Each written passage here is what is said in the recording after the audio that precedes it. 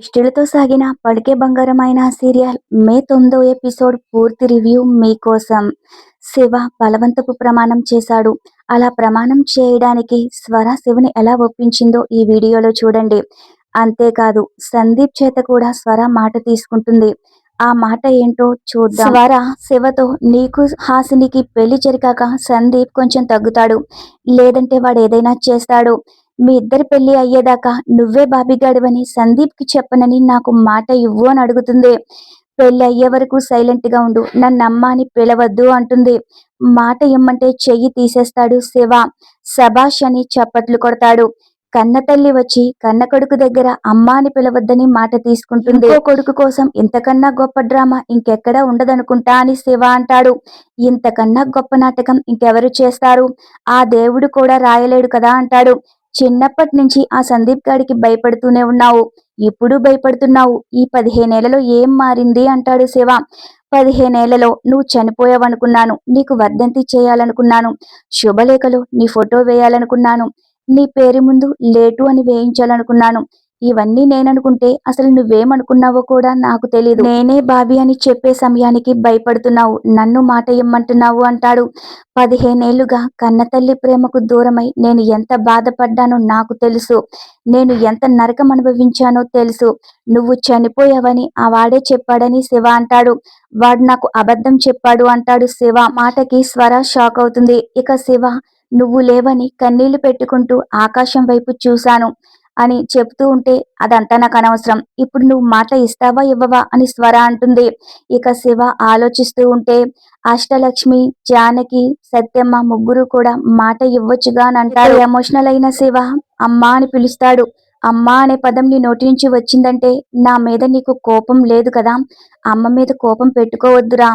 అమ్మ ఎప్పుడు నీ మంచి గురించి ఆలోచిస్తుంది, అర్థం చేసుకో అంటుంది. 15 సంవత్సరాలుగా ఆ సందీప్ నన్ను చంపేశాడేమో, నువ్వు మాట ఇవ్వకుండా ఇప్పుడికిప్పుడే నన్ను చంపిన వాడివవుతున్నావు, నీ ఇష్టమని స్వర అంటుంది.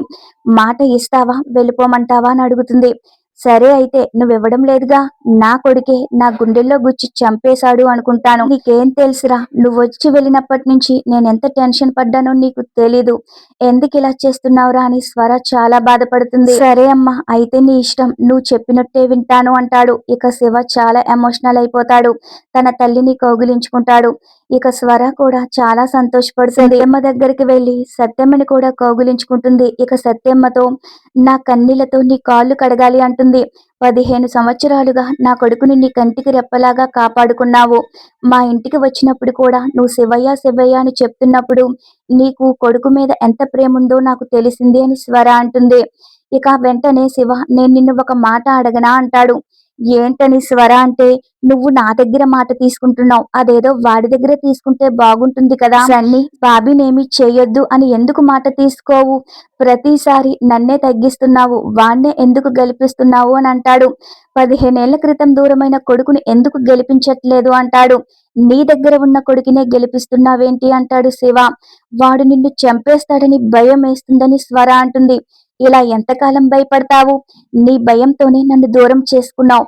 ఈ భయం వల్లే ప్రతిసారి వాడు గెలుస్తున్నాడు అని శివ అంటూ ఉంటే అమ్మకి ఎదురు చెప్పొద్దు అంటుంది సత్యమ్మ.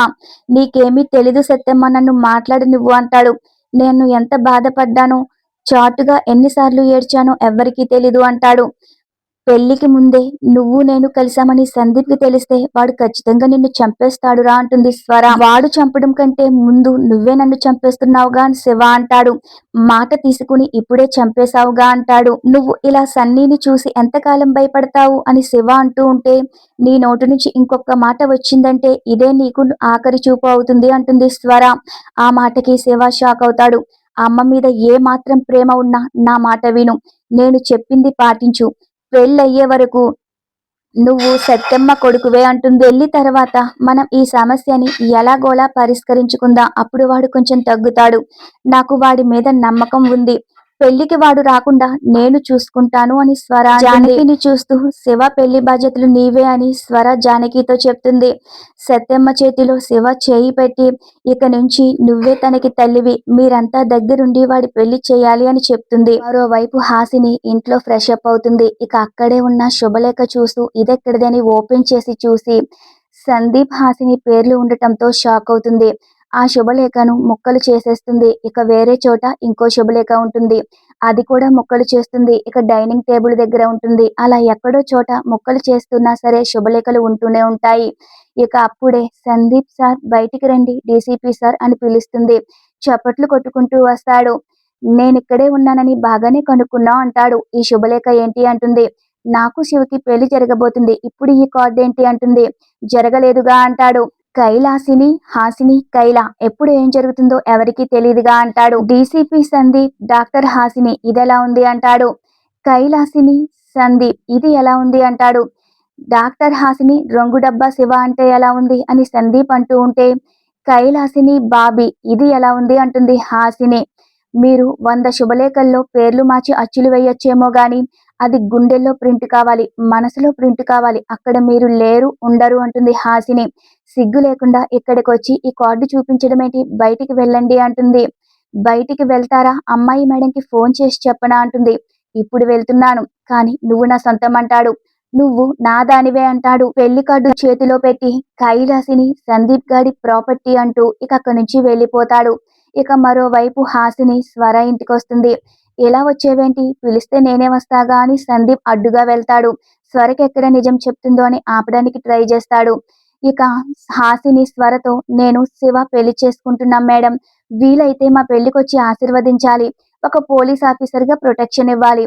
ఇష్టం లేకపోతే పెళ్లికి రావడం మానేయాలి. ఇదేంటి అంటూ ఒకసారి ఆ కార్డు చూపిస్తుంది. ఆ కార్డు చూసి స్వర షాక్ అవుతుంది. ఏంట్రా ఇదంతా అని సందీప్ అడిగితే వెడ్డింగ్ కార్డు అంటాడు. వెడ్డింగ్ కార్డు నాకు తెలుస్తుంది, మీ ఇద్దరి పేర్లు ఎందుకున్నాయని అంటాడు. మా పెళ్ళైతే ఇలాగే ప్రింట్ చేయించుకుంటాంగా అంటాడు. ఏం మాట్లాడుతున్నావో అర్థమవుతుందా అంటుంది స్వర. నేను హాసినిని ప్రేమిస్తున్నానని నీకు తెలుసుగా అంటాడు.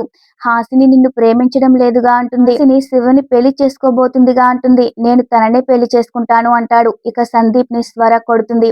నువ్వు నన్ను కొట్టినా కూడా ఇదే మాట చెప్తాను. హాసినిని నేనే పెళ్లి చేసుకుంటాను, తను నాకే భార్య అవుతుందంటాడు. ఇక కోపం వచ్చి మళ్ళీ కొడుతుంది స్వర. నువ్వు శివ హాసినిల పెళ్లి చెడగొట్టనని నాకు మాట ఇవ్వు అని అడుగుతుంది. అది కుదరని పని అంటాడు.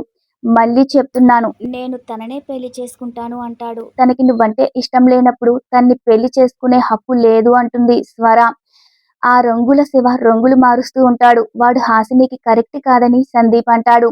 నువ్వు చదువుకున్న దానివి కదమ్మా, ఒక్కసారి ఆలోచించు అంటాడు. ఇలాంటి ఒక పెళ్లి జరిగితే చూసి ఎవరైనా సంతోషపడతారా అంటాడు. నువ్వు నా మీద ప్రమాణం చేసి హాసిని శివల పెళ్లి ఆపనని మాట ఇస్తావా లేదా చెప్పు అని స్వర అడుగుతుంది. అయితే సందీప్ శివ ఇంటికి వచ్చి స్వరని అమ్మ అని పిలవడం, స్వరతో మాట్లాడడం అవన్నీ తలుచుకుంటాడు. నేనే మీ అమ్మనని శివ చెప్పిన విషయం తెలుసుకుని ఇప్పుడు అమ్మ ఎందుకు ప్రమాణం చేయించుకుంటుంది అని ఆలోచిస్తూ ఉంటాడు. ఇక పలుకే బంగారమైన సీరియల్ మే 9 ఈ రోజుతో పూర్తవుతుంది. ఎపిసోడ్ పూర్తి రివ్యూ కోసం మన ఛానల్ ని సబ్స్క్రైబ్ చేసుకోండి. ఈ వీడియో మీకు నచ్చినట్లయితే లైక్ చేసి షేర్ చేయండి. Thanks for watching our video.